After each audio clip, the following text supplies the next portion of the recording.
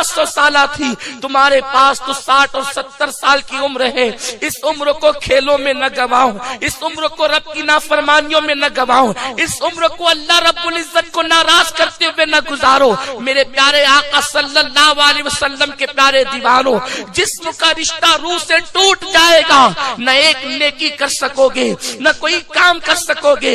अल्लाह अकबर। इसीलिए एक दिन फिर वो आने वाला है। कुरान कहता है अयहसबुल इंसानु अन युत्रका सुदा, क्या इंसान ये तसव्वुर करता है कि अल्लाह उससे हिसाब नहीं लेगा, उसको बगैर हिसाब लिए हुए छोड़ देगा? नहीं नहीं, मेरे करीम ने हिसाब लेना है। वो रोज़े जज़ा का मालिक है, वो तुमसे सवाल पूछना है, उसने तुमसे हिसाब लेना है, हमसे हिसाब लेना है। किस तरह लेना है, किस शान से लेना है? मेरा अल्लाह फरमाता है फमन यअमल मिस्काल ज़र्रतिन खैरन यरा व मन यअमल मिस्काल ज़र्रतिन शर्रन यरा। एक जर्रे के बराबर नेकी करोगे, अल्लाह तुम्हें वो भी दिखा देगा। एक जर्रे के बराबर बुराई करोगे, अल्लाह तुम्हें वो भी दिखा देगा। आप मुझे बताएं, जब जर्रा बराबर बुराई भी तुमने देखना है, हमने देखना है, हम बड़े बड़े जराइम करते हैं, हम बड़े बड़े गुनाह करते हैं। कबीरा गुनाहों पर हमारे बुजुर्गों ने मुस्तकिल किताबें लिखी है ताकि उम्मत को पता चल जाए बड़े गुनाहों से बचने के हवाले से, क्योंकि अल्लाह का वादा है जब तुम बड़े गुनाहों से बचोगे तो अल्लाह तुम्हारे छोटे गुनाहों को यूं ही माफ कर देगा। मेरे प्यारे आका अलैहिस्सलाम के प्यारे दीवानों, लेकिन बाज बुजुर्ग कहते हैं गुनाह कोई छोटा नहीं होता, इसलिए कि पता नहीं किस गुनाह पर अल्लाह नाराज हो जाए और उसी पर हमारी पकड़ कर ले। मेरे प्यारे आका सलाम के प्यारे दीवानों, जानते हैं आप, मेरे मौला ने पकड़ करने पर आया तो कैसे कैसों की पकड़ कर ली। एक मर्तबा एक बुजुर्ग जिन्होंने अपनी जिंदगी को इबादत में गुजारा, रियाजत में गुजारा, तकवा और परहेजगारी में गुजारा, लेकिन जब उनका इंतकाल हुआ,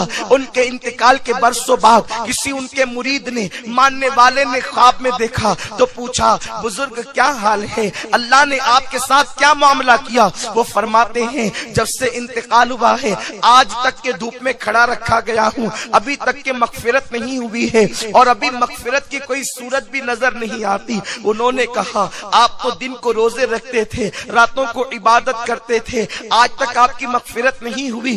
कहा हाँ, बस एक गुनाह पर पकड़ हो गई है, इसलिए अब तक मगफिरत नहीं हुई। बुजुर्ग से पूछा गया, ख्वाब देखने वाले ने पूछा आप जैसे इंसान से क्या गुनाह हो गया था?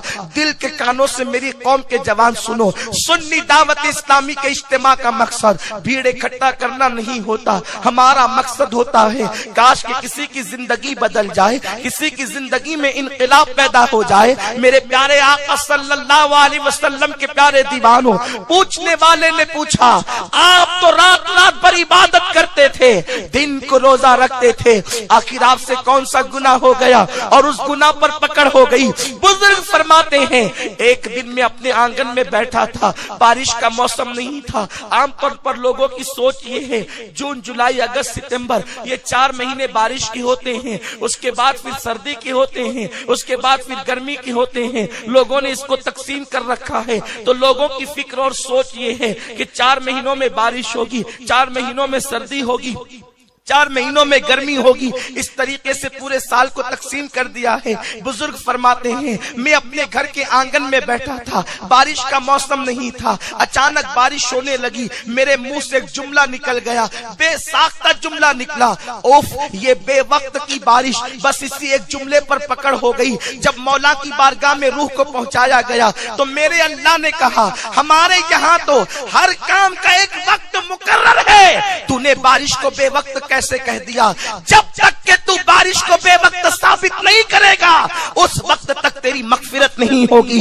मुझे बताओ, अगर बारिश को बेवक्त कह देने पर पूरी पूरी रात इबादत करने वालों की पकड़ हो सकती है, पूरे पूरे दिन को जिंदगी भर अय्याम ममनुआ के अलावा जो लोग रोजा रखने में गुजार देते हैं उन लोगों की पकड़ हो सकती है। हमने किस तरह गुनाह किए हैं? हमने तो गुनाहों की अड्डों को आबाद किया, गुनाह हमारी पहचान बन चुके हैं, गुनाह हमारा शियार बन चुके हैं। कदम कदम पर गुनाह, कदम कदम पर बुराई, गुनाह बेलज्जत में इतने मुनहमिक हो गए, इतने डूब गए, ऐसा लगता है जैसे